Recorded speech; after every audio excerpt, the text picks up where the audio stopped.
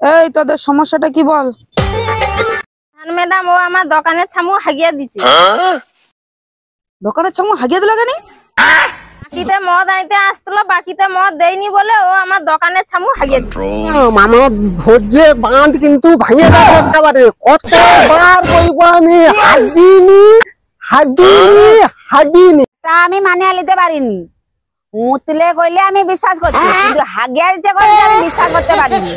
কেনি ওর কি হাগার ঘর বন্ধ হয়েছে যে মুতলে বিশ্বাস করবো হাগলে বিশ্বাস করবো নি? আমার স্বামী ডাল ভাত কিছুই খায়নি, শুধু মদ খায়, তাহলে হাগার প্রশ্ন কি করে আসতে পারে? মিথ্যা কথা মানে এটি আমার হাগার কথাটা আইসবে কেন?